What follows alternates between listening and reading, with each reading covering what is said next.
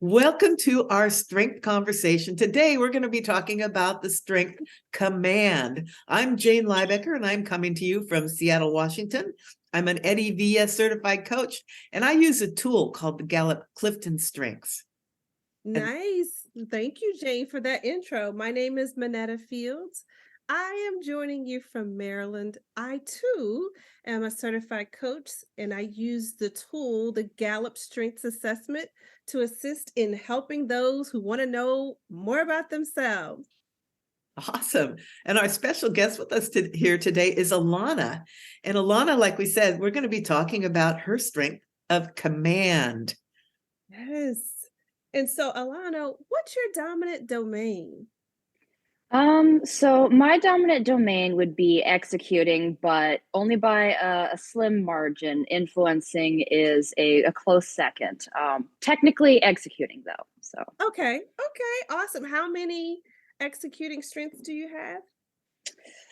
I think it's 4 or 5, but I Okay, forget. pretty high. It's okay. It's enough to know that that's dominant. So how did you learn about strengths? So I learned about strengths from my parents when their company was letting their employees take the exam as part of some kind of like training or personal development type of thing. So my parents were doing this thing, and I think I was either in late middle school or early high school at the time. And so I was very intrigued by all this. I thought it sounded very interesting, and I was like, "Hey, can I do this thing? I like the sound of this. This sounds interesting." So my mom was like, "Okay, we'll let you take the free version," because the company had paid for them to Mm, take the full version to get all the I think 26, 36 strengths and everything. So I got my top 10, okay.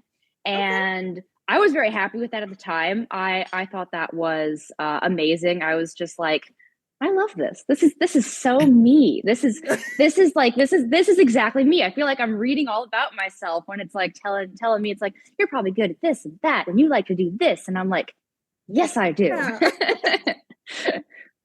I love it. Yeah, I love that you wanted to take it and you were intrigued with it so early.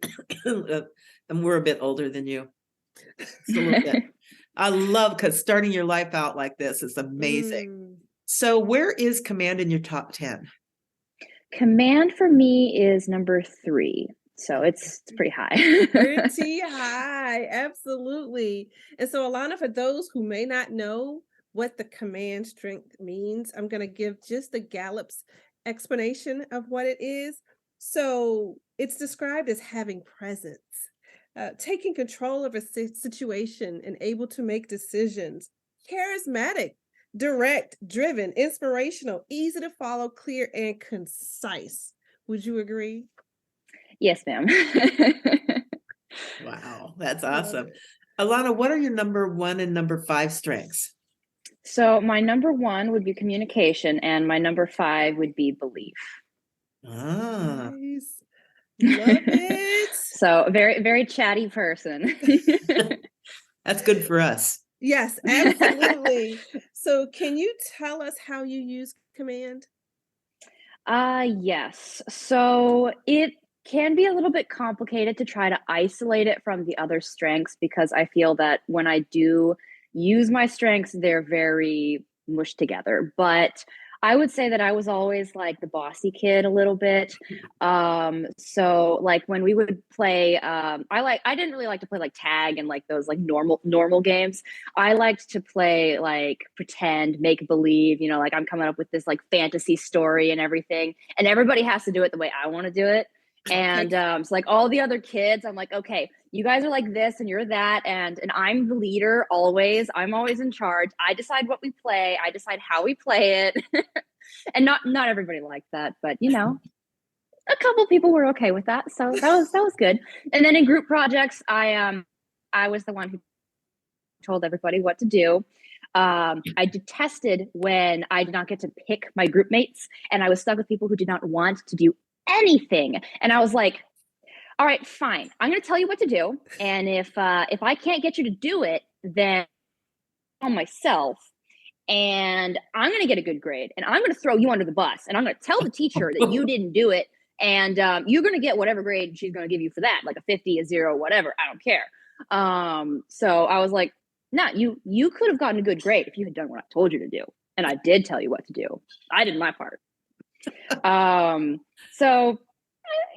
like to take charge, like to be the one in the leader of the group projects. And I gotta say, after high school, it gets easier because people are actually okay with it. They're just like, oh yes, please, someone tell me what to do. Please tell me what to do. I like those people because I'm the one who's like, here's what you do. And they're just like, yes. And then we all just do our thing and we're all happy. But in high school, it didn't work that way because I couldn't pick my group mates. Yes. How do you think your communication and your belief strengths influence your command strength? So communication definitely influences it because it's often about how I tell people to do things. It's like command is a lot of like telling people what to do, getting people's attention, and communication is like I get their attention so I can convey something with communication. And then with belief, I have my beliefs to convey. I have reasons to get people to do things or to impart certain information.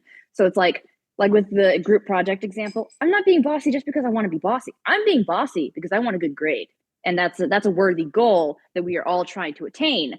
And so I am communicating to them what they need to do with the purpose of living up to my value of getting the good grade and succeeding, because getting a bad grade is not an option. So they definitely all kind of go together a little bit.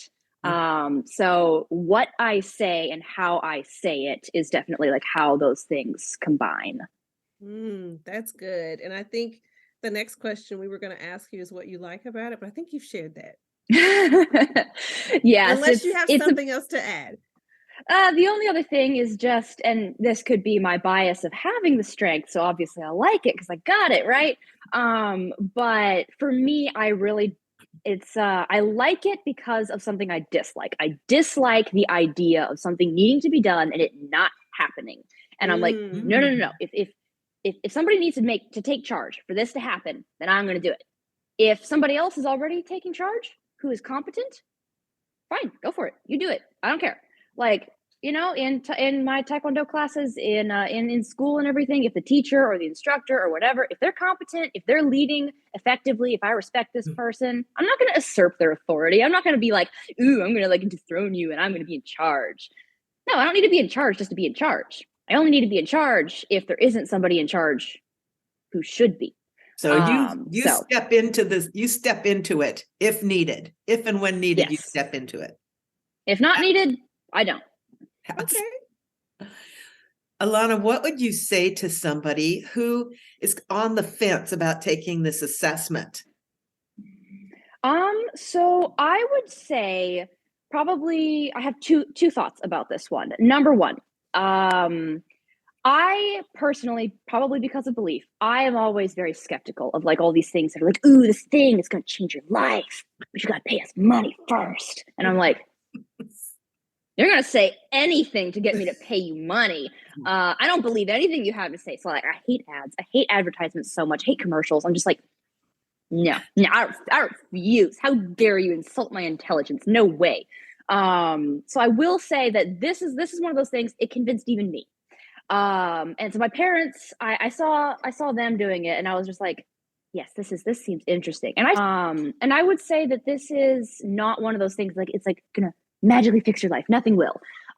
It's a tool. Like, it is information. It tells you how you function. It can inform how you accept advice in the future, because everybody has this competing idea of how to succeed, right?